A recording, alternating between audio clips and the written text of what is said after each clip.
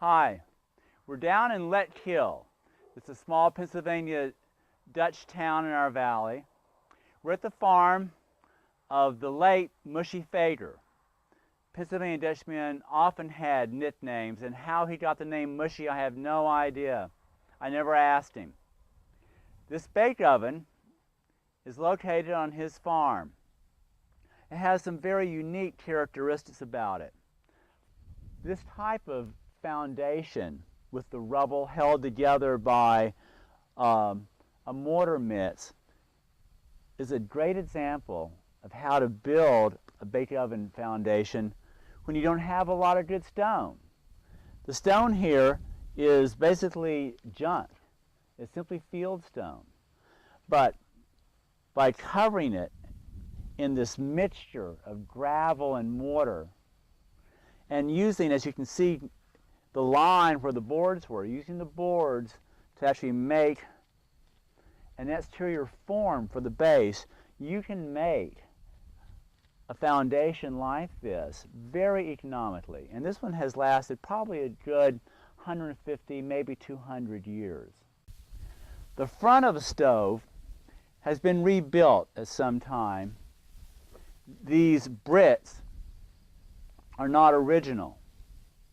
What you'll see is that the oven has an ash pit, and this was the cover for the ash pit, which, though it's loose now, at one time was probably built into the oven, and you would simply push it back and forth when you wanted to open up the ash pit and pull the ashes down.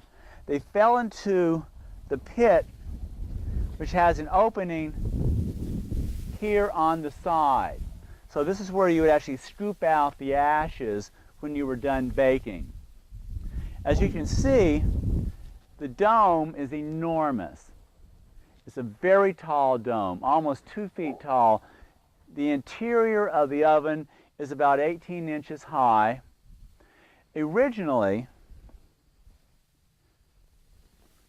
there was a wooden support, a post, that went from the back edge of the bake oven to support the roof rafter, which is now hanging in space.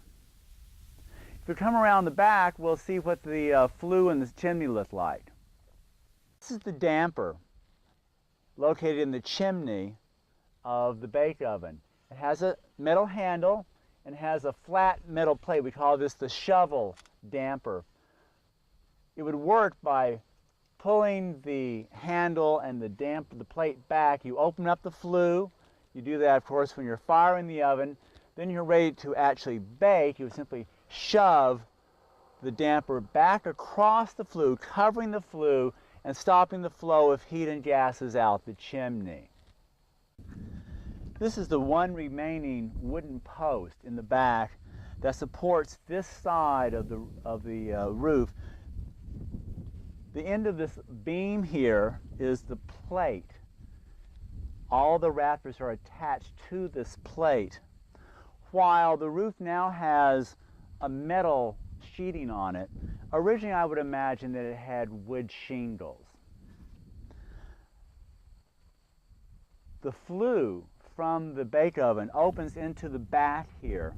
This too, we feel, has been greatly replaced at some point. These are later bricks that are mixed in with much earlier low-fired brick. The flue opens from the back of the bake oven and then goes up the chimney right out the top. This is the most common type of bake oven in the Mahantongo Valley.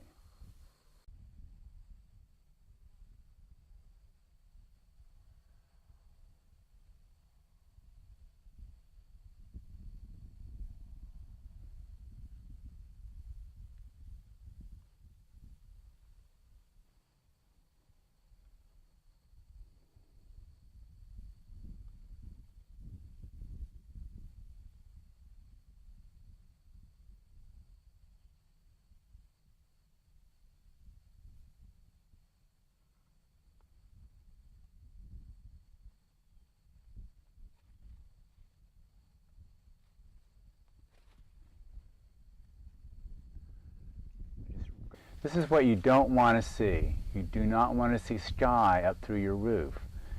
There is no ridge metal, and the side sheet metal is rusted through.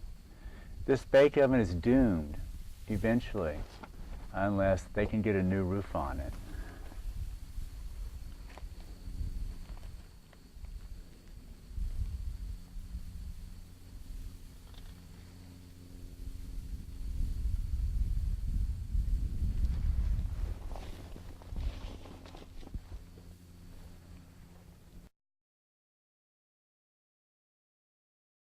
Here we are at another bake oven in the upper end of the valley.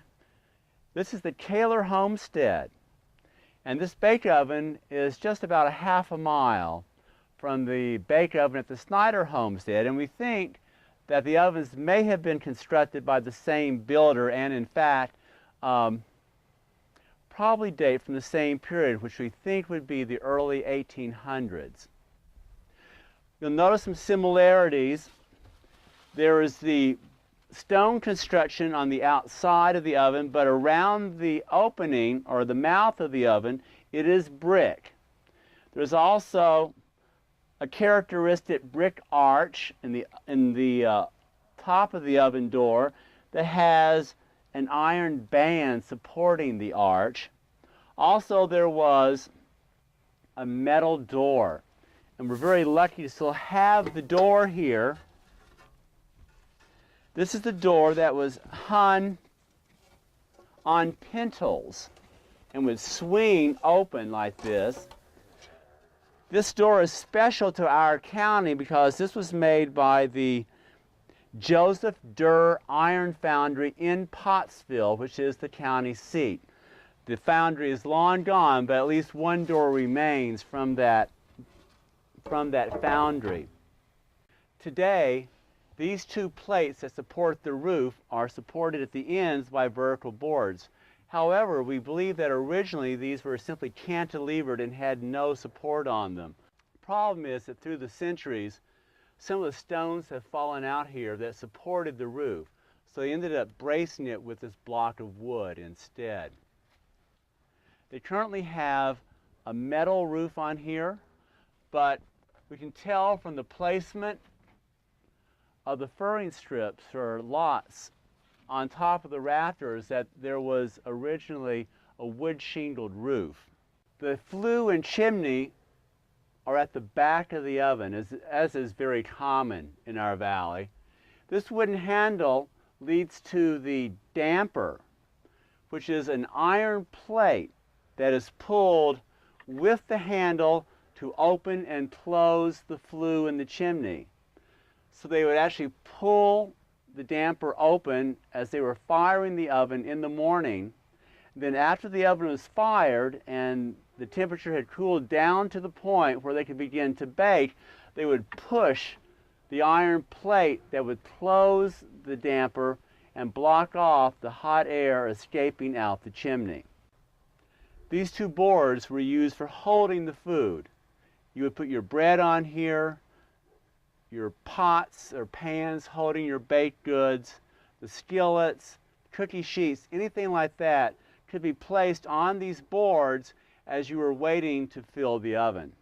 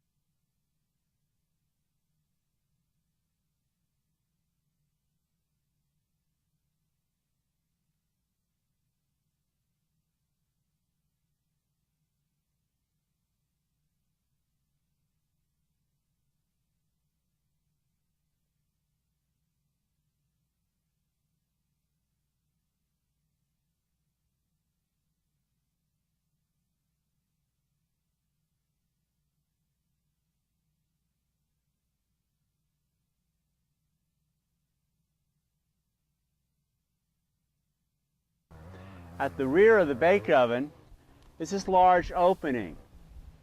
This is not an ash pit. It's simply an open space under the bake oven, perhaps where they can store wood to keep it dry between bakings.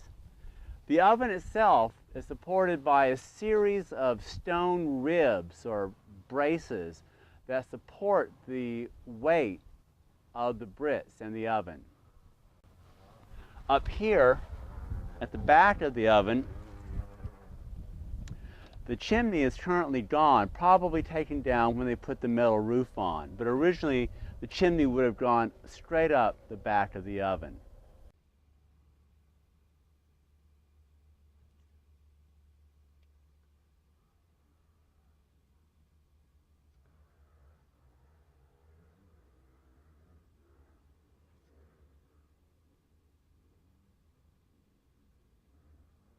At the very back of the oven, you can see the entrance to the flue that enters the chimney and goes straight out the top at the back.